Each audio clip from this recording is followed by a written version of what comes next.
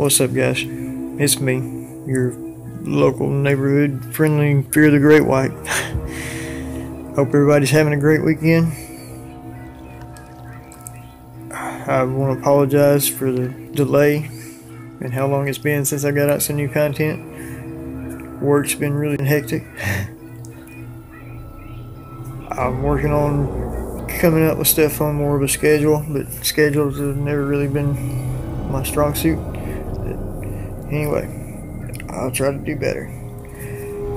I'm Fear the Great White. I got an awesome story for you today.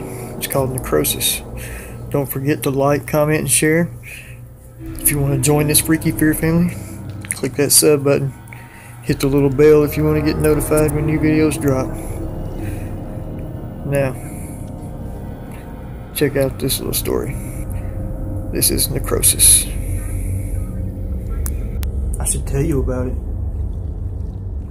Maybe you already know it. The rise of the number of suicides, the homicides, the murders, the crazy people, and then those shambling things that came afterwards. I was there when we discovered the spores that started this whole mess. In the early 1980s, an independent group of scientists, myself included, embarked on an expedition to Africa to search for a notorious, maddening substance only known to locals as Llane. Apparently, this substance was spread through the beautiful blown flowers which were found around the area. When inhaled, the Llane spores caused madness and or dementia in the natives. The effects vary, though most of the time they turn mad and seek and desire to murder others. I saw them stab themselves with spears and sticks and such, bashing foreheads as they went. They inflicted wounds onto themselves. Some injuries were enough to kill them naturally, but they still kept on moving.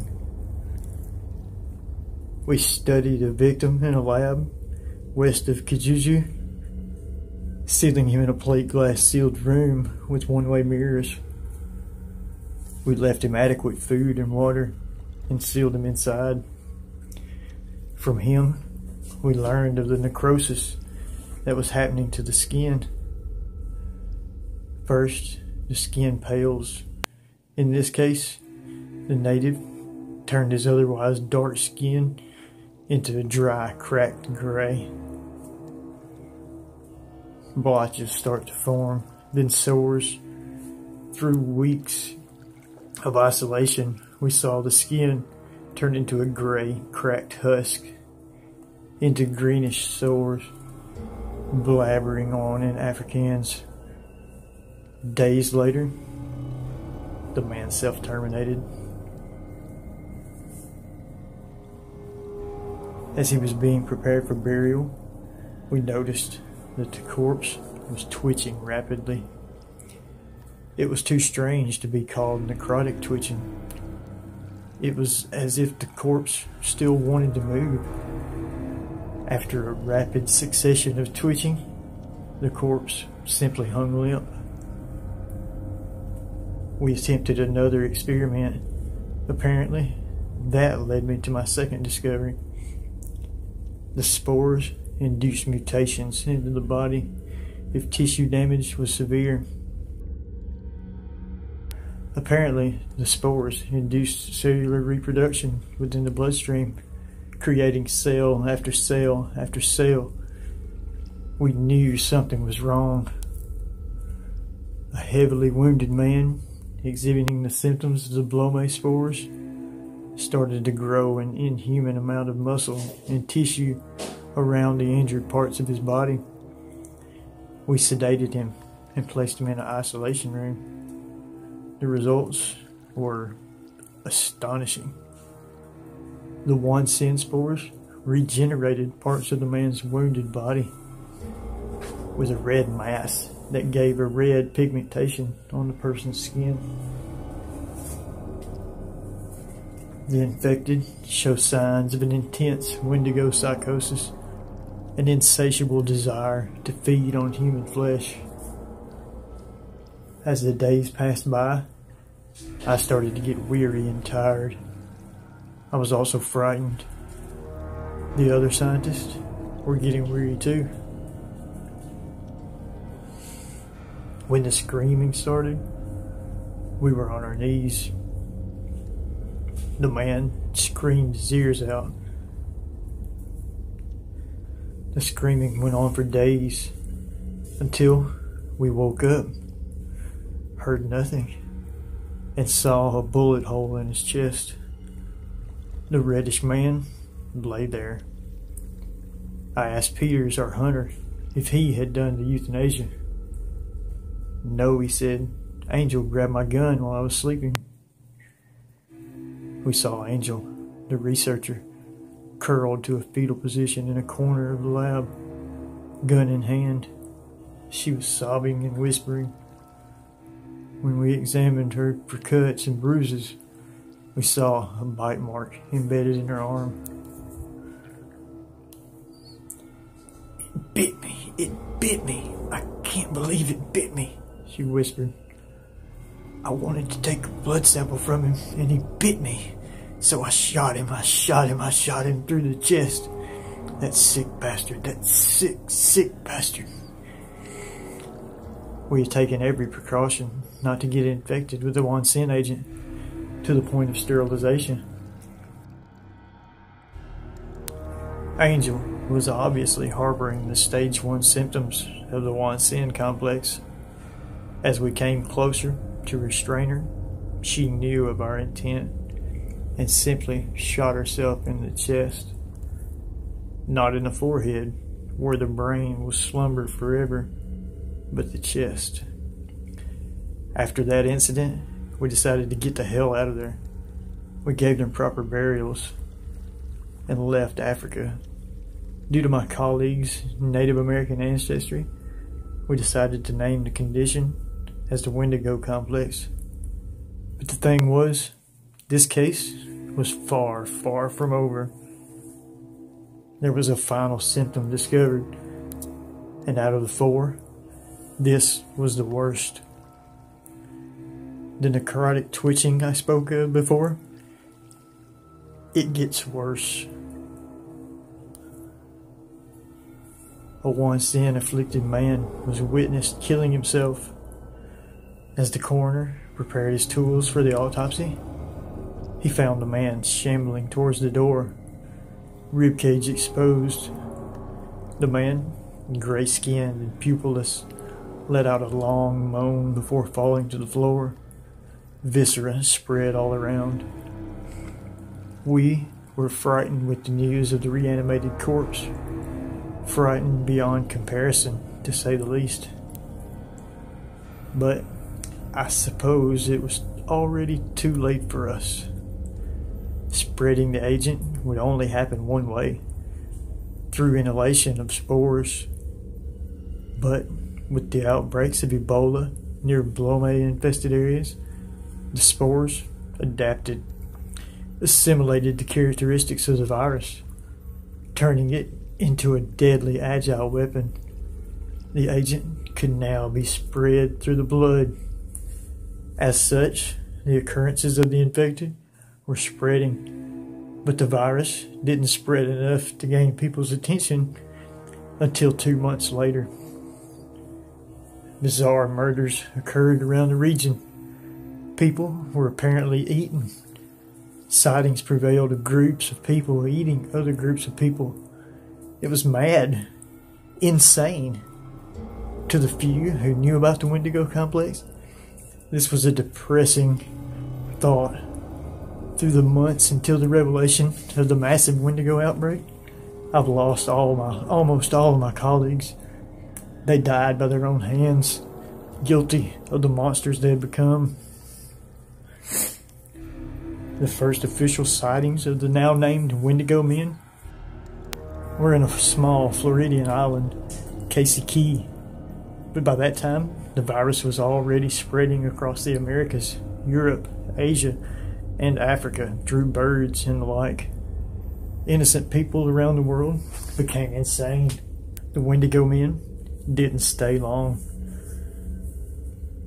but their slow, shambling relatives took their place. We, the remaining scientists who first discovered the Wendigo virus, hesitated to call them what they really were. Just like in the movies, the virus was smart. The whole purpose of the symptoms was to turn the person into those freaks. Apparently, the virus not only causes necrosis, but causes already dead tissue to reanimate. The Blood Moon 1 sin spores were acting as some kind of reanimating reagent. It was terrifying to think that almost everyone in the world was shambling stupidly, craving for the flesh of the living. But the virus was airborne, and the majority of the population had turned into the Wendigo men. I don't know why I survived. The surviving group of scientists, I included, were escorted by the convoy of the President of the United States towards an underground bunker in the skies of a farming ranch. We huddled up there, waiting for a miracle.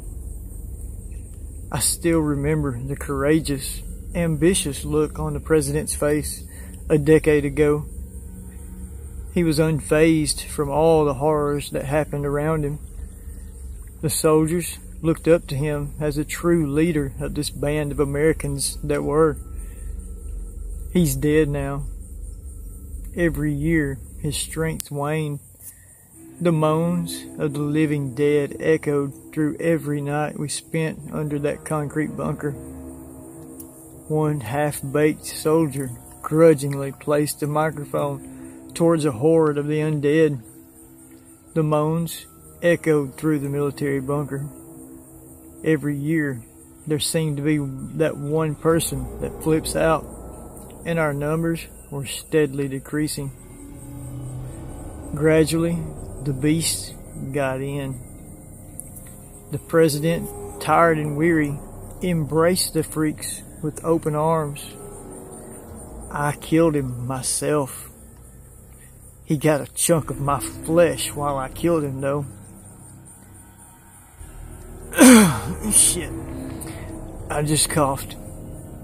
Well, the necrovirus just spread through my lungs, I suppose. I wonder why I'm not going crazy. Just remember, when one gets infected, he's not the same person as before. That person's dead. This is just his body. Shoot him in the head. Be careful of the water, too. Drink bottled shit.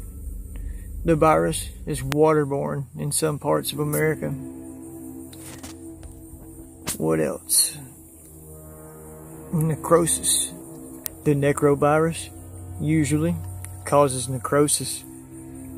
I said that before. Just watch out for patches of skin that seem odd. Dry skin, itchy skin. If you read this,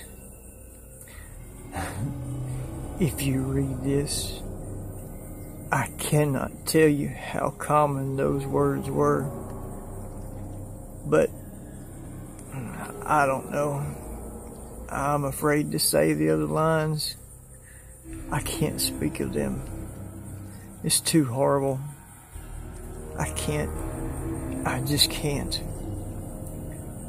What I'm going to become is 10 times worse than anything I ever imagined in this world. I could feel it eating away at my body now. I'm dying. And I can't whimper. All my strength is gone to locking myself up. It's all for you. I stocked the closet at the back with supplies. A week's worth of food my remaining boxes of shotgun shells, pistol clips, ammo, 10 days worth of gas. Drive as far as Mexico, whoever you are, because they're going to spread. And then go to Antarctica. As for me, I don't know. Still, I'm dead. Deader than dead. Oh, pistol, you were always there for me. Its muzzle was caked with blood. I tried to shoot myself in the head just a few hours ago, but I decided not to. I'd shot one of those things in the face first, and when I pushed the muzzle against my temple, it was still so hot that it branded the skin of my forehead with a penny-shaped hole. I winced a bit from the pain, though I thought of you, and I guess my pain didn't matter anymore. What mattered was the pain that I'm going to cause you. I don't know how you...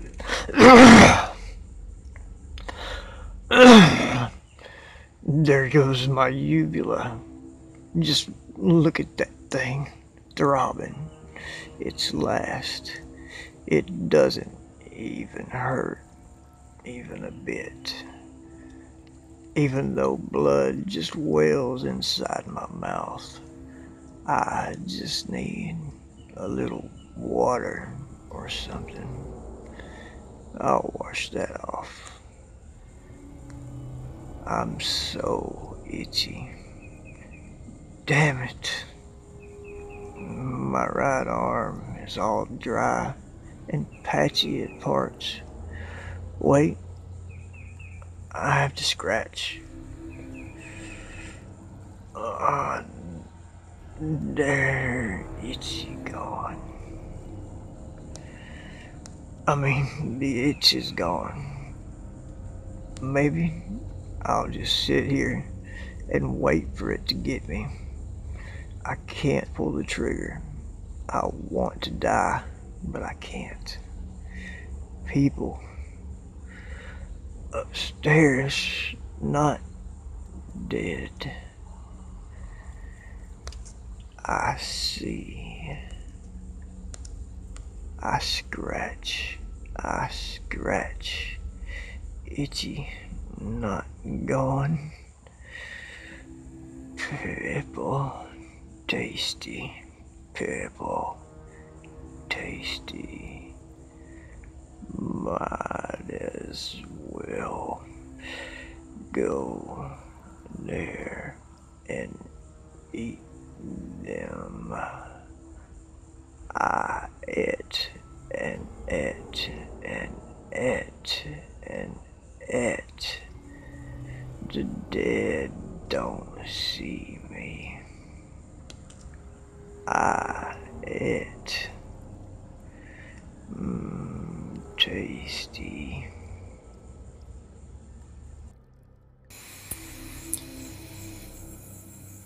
Well. That's one way to jump up the food chain a couple of notches. Hope you guys enjoyed that story. That one's called Necrosis. Don't forget to like, comment, and share. If you want to join this freaky little fear family, click that sub button. And don't forget to hit the bell if you want to get notified when new videos drop. As always, I'm Fear the Great White. I love you all. And I'm out. Bye.